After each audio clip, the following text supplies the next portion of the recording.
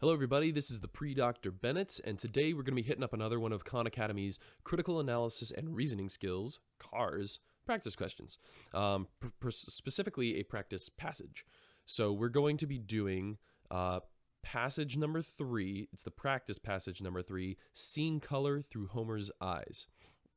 Okay, so I first started out by reading the first paragraph and getting actually, looking back on it, a pretty good idea for what this this whole passage was going to be about. It was going to be talking about how Homer and his contemporaries perceive the world in something closer to black and white than full technicolor. It's talking about how they interpreted color and maybe even how their society interpreted color differently from us. Read through the passage, went down to the first question. It can be inferred from the passage that the author believes which of the following about contemporary academic writing. This was the hardest question in the entire thing for me. When I looked at it, so here are the answer choices. Academic papers are typically not especially brilliant. It's weird wording. Once again, Sal, come on. Academics seldom address color perception in their papers.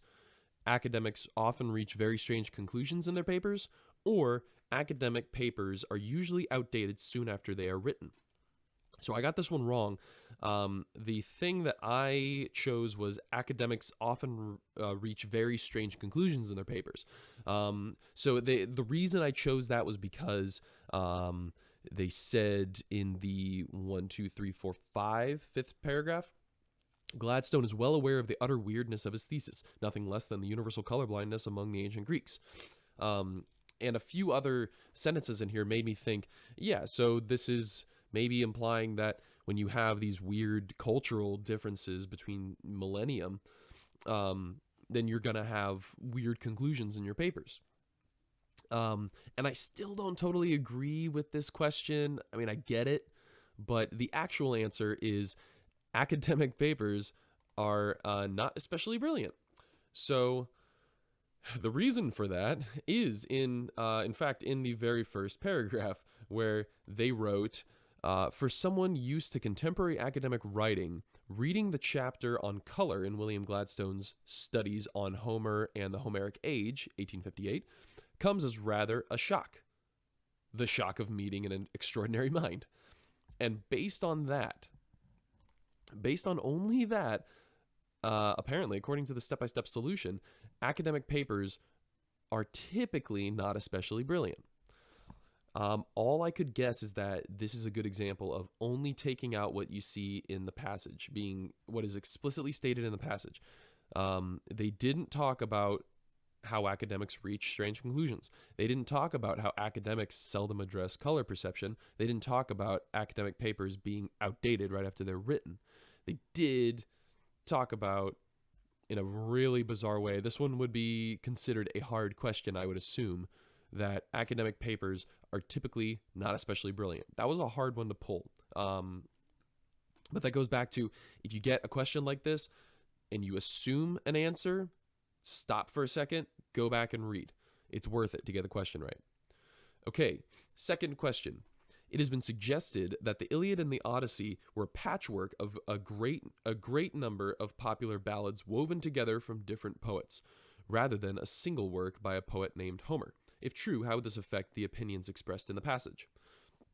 So, if it were true that you had a lot of people, a lot of different poets, all making the Iliad and the Odyssey, and they talked about how the Iliad and the Odyssey were no exception to the weirdness of their perception of color, then that would mean that it wasn't just Homer. Like, it wasn't just Homer was colorblind or something like that. It meant a lot of people perceived color the same way, which meant maybe the culture, the society perceived color the same way. Therefore, it would strengthen Gladstone's basic thesis, which is that, let's see if I can find it exactly in here.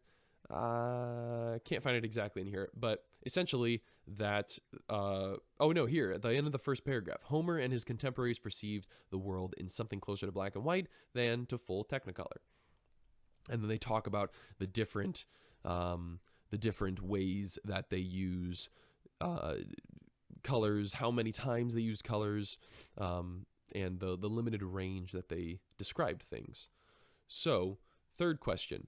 Gladstone would predict which of the following about the children of an interior decorator who easily distinguishes among scarlet, burgundy, and fuchsia. So I got this one wrong too.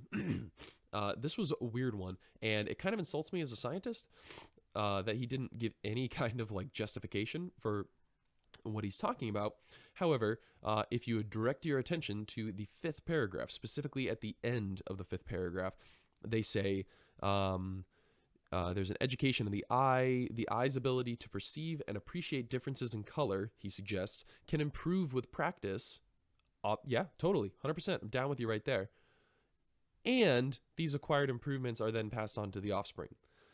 So call me maybe a little bit short-sighted or too skeptical or maybe just uninformed about biology.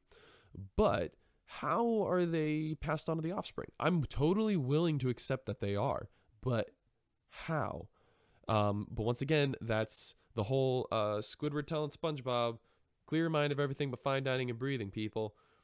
This is only, this is the only thing in here that would make sense with the children of an interior decorator distinguishing among scarlet, burgundy, and fuchsia. So this would mean that if you have an interior decorator who can do it, that let's go through the answer choices. So the children would need to practice distinguishing among the various. So no, that kind of goes against the only thing in the passage that said that had anything to do with inheritance. The children would seldom bother mentioning what are to them obvious differences among the variations of red. That one's not mentioned at all. It makes not really any sense with anything from the passage. So I ruled that one out. The children would be drawn to more objects in various versions of red than those of any other color. That one, once again, it's too extreme. I ruled that one out. So I was stuck between the children be able to easily distinguish various versions of red, and the children would need practice to distinguish among the various versions of red. So what I thought they were doing here was challenging my understanding of biology or something. And once again, if I'm wrong, please let me know, people. And I thought that they were implying like, oh yeah, you need to know that they wouldn't just inherit that; it would have to be practiced. So the correct answer is, in fact, the children would be able to easily distinguish variations of red just because their parent could. A little weird, hard for me to understand. But anyway, fourth question. Let's finish this off strong. Homer's sky is starry or broad or great or iron or violet, but it is never blue. How does this affect the opinions expressed in the passage? So does it support Gladstone's claim regarding Homer's use of color? Does it extend Gladstone's claim regarding Homer's focus on nature? Or does it challenge Gladstone's claim regarding Homer's penchant for strange imagery?